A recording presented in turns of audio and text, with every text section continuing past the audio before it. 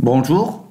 Donc, récapitulant, avant de continuer notre travail, ce qu'on avait déjà fait la dernière fois, on avait créé une base de données qui s'appelait Note au niveau de notre base de données Angu format. On avait associé cette base de données-là à notre projet Loopback API en utilisant donc le fonctionnement interne de Loopback en créant notre note, donc model note.json et en disant que ce modèle-là, il allait utiliser cette base de données-là au niveau de modèle config.json. D'accord? Maintenant, on a pu récupérer toutes ces informations-là au niveau de notre projet. Nous avons ensuite défalqué ces informations-là et nous les avons associées aux différents tableaux, sachant que chaque tableau représentait une liste. Et cette liste-là, il y avait to do, doing et done. Et donc, on avait fait en sorte que l'état de cet élément-là a été associé à son nom. D'accord? Maintenant, le problème, c'est que si je transporte vendredi vers done, visuellement, ça marche. Au niveau de notre front, ça marche. Par contre, ici, si on va requêter une autre fois, eh ben, on va voir que l'état, son state n'a pas changé. D'accord? Ce qui fait que il faut qu'on fasse en sorte que, en changeant d'une liste à une autre, l'état de cet élément-là change. D'accord? Donc, si on va au niveau de notre inspecteur, au niveau de la console, on remarque que ici, on a l'objet qui est associé à ce déplacement-là. Donc, à chaque déplacement-là, on avait donc logué le event. Juste, voilà, logué le event. Et là, on va essayer de voir est-ce qu'on trouve l'élément. Donc, généralement, l'élément que vous avez bougé, il s'appelle item. D'accord? Et donc, si on va aller au niveau du item, chercher l'élément, bah, on va trouver l'élément natif. Ce que nous, on veut, c'est que on veut trouver la partie data qui correspond à cet élément-là. Donc, pour chaque item, il faudra avoir une partie data qui va correspondre en fait à l'élément en question. Donc, le data de cet élément-là. OK? Pour faire ça, en fait, il faut juste aller au niveau des directives. Donc, ici, au niveau de notre projet formation. Donc là, je n'ai plus besoin de toute cette partie qui concerne Loopback. D'accord? Ici, au niveau de notre task manager.html, donc le CSS c'est bon, le header c'est bon, le uprouting c'est bon, plus besoin de ça. Et là, au niveau du HTML, je dois associer à cette partie-là, ici, au niveau de mon élément à moi, je devrais faire quoi? Je devrais lui dire que la partie data qui correspond à cet élément-là, eh ben, elle correspond à l'objet to-do, pour que lui, il puisse le transporter et me le ramener au niveau de mon événement. D'accord? Donc, pour faire ça, c'est très très simple. Il suffit d'aller au niveau donc de votre directive, de votre div, et d'ajouter donc du property binding par rapport à la directive CDK drag. Donc cette directive là, elle a parmi ses propriétés là une propriété qui s'appelle CDK drag data. C'est quoi les data qu'on a dragué, d'accord? Et ici, bah, CDK drag data, ça va être la variable to do, l'objet to do, d'accord? De même pour l'ensemble de ces éléments-là. Donc, on va refaire la même chose pour la totalité de nos listes. Donc, chaque liste, elle doit correspondre dans chaque liste, on va indiquer la même chose. Donc, le CDK drag data, là, ça va être to do. Et de même pour, donc, on l'a fait pour le done, on l'a fait pour le drag list, le doing. Et là, on devrait le faire aussi pour cette partie-là. Et donc, pour les to do. CDK drag et là du property binding sur une propriété de notre directive, donc CDK drag data, et ça va être notre to do. Maintenant on va revoir ce qui se passe à ce niveau là, d'accord? Donc on va reprendre ici, voilà, et lorsque je déplace ça ici au niveau de mon item, je devrais avoir une partie data et cette partie data, eh ben, tout simplement, elle va contenir mon objet. Donc maintenant, j'ai l'objet en question. Donc je peux accéder à cet objet-là. Je peux aller utiliser un des services offerts par Loopback qui va me permettre en fait de faire une modification de l'objet. En fait, on peut utiliser le patch comme on peut utiliser le put. La différence, c'est que patch, il prend juste les propriétés que vous voulez modifier, alors que le put, lui, il va aller modifier l'élément en question. OK? Donc, bien sûr, vous pouvez lui dire quel élément tu vas modifier et quel élément tu vas faire un patch ou un put. D'accord? Très bien. Donc maintenant, l'idée, c'est d'aller au niveau du code et de lui dire, bah, je voudrais faire ça. Le problème ici, c'est que j'ai l'information qui concerne cet élément-là.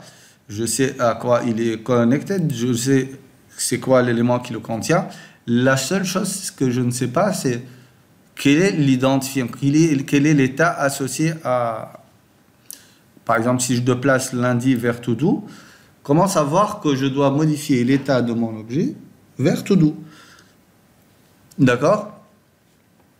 Donc, l'idée, c'est d'aller associer à votre élément une classe qui va correspondre à cet état-là. C'est-à-dire, on va aller au niveau de la formation. Et là, au niveau de cet élément-là, bah, je vais aller ajouter, ici au niveau de la classe, bah, je vais lui dire ça va être todo. D'accord? Ici, ça va être doing. Et là, ça va être done. D'accord? Maintenant, ce que je peux voir ici, c'est que lorsque je fais un drag de lundi vers doing, dans mes éléments, dans le container lui-même, j'ai la partie qui correspond en fait à l'item et au data de cet item-là. Et en même temps, donc ça c'est mon container, donc j'ai mon item avec ses propriétés, etc., etc. J'ai le drop container, donc là où j'ai mis mon container. Et dans ce drop container-là, j'ai mon élément. Et dans cet élément-là, je peux voir que j'ai en fait la classe qui correspond à cet élément-là. Donc puisque c'est un objet JavaScript, bah, j'ai la propriété classList. Et dans cette propriété classList, je peux récupérer le premier élément qui correspond à quoi? Bah, qui correspond à l'état que je veux utiliser. D'accord? Donc moi, j'ai modifié ça. Donc ici, on ne va pas aller chercher dans Element, mais dans le drop container, mais plutôt dans le container vers lequel on a déplacé notre élément. D'accord? Donc on va aller faire ça au niveau du code.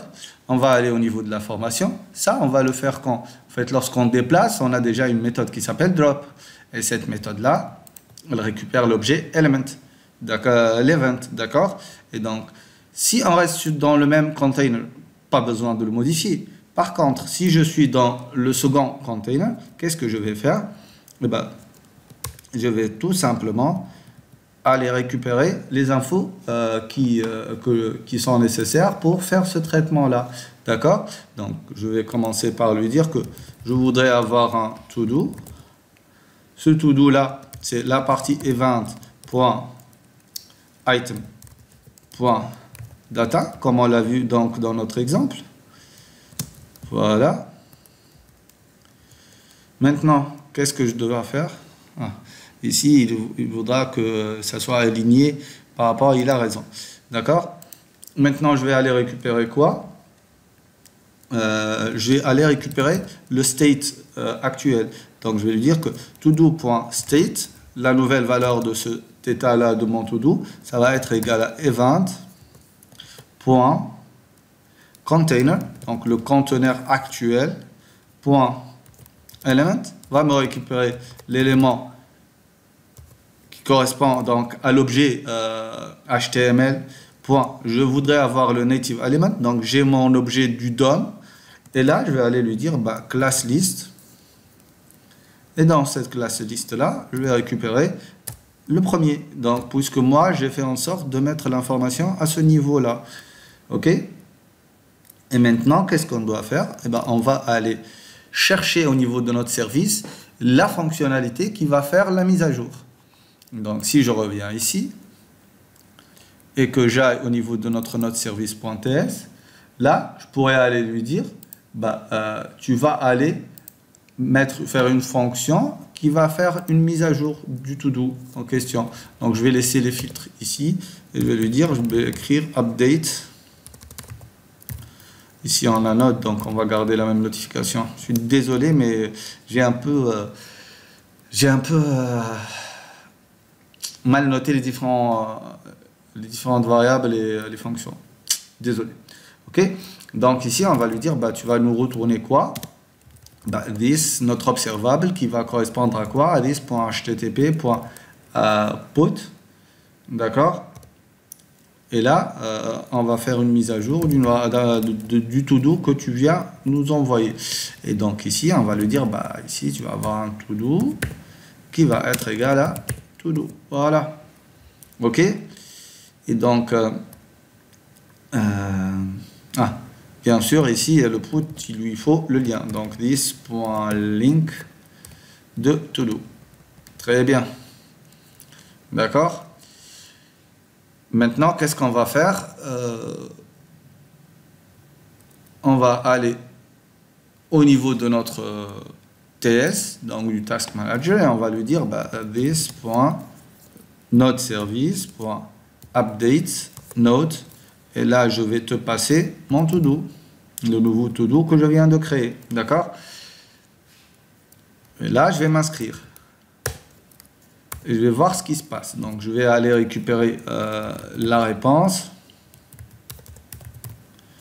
OK. Et je vais aller au niveau ici, faire un console.log de response. D'accord? Et là, on va voir ce qui se passe au niveau de la base de données et au niveau de l'objet lui-même. D'accord? Très bien. Donc, on va venir ici. Et il va se mettre à jour tout seul. D'accord? Donc, je vais prendre le jeudi. Je vais me reposer et je vais le mettre ça dans la partie Done. Donc, vous voyez ici qu'il m'affiche le nouvel objet et qu'il me retourne le nouvel objet avec son nouvel état. Si je vais au niveau de mon loopback, donc le repos, il doit passer à Done. D'accord? Je vais appliquer mon get sur les notes. Je vais lancer mon opération. Et là, le 4, il se transforme en Done. Et donc, la mise à jour a été effectuée avec succès. Et maintenant, dès qu'on change l'état d'un de nos éléments, automatiquement, cet état-là va être mis à jour au niveau de la base de données. On verra dans la prochaine vidéo comment ajouter un nouvel élément au niveau de nos to-do pour finaliser donc avec cette série de vidéos du drag and drop. Voilà, merci.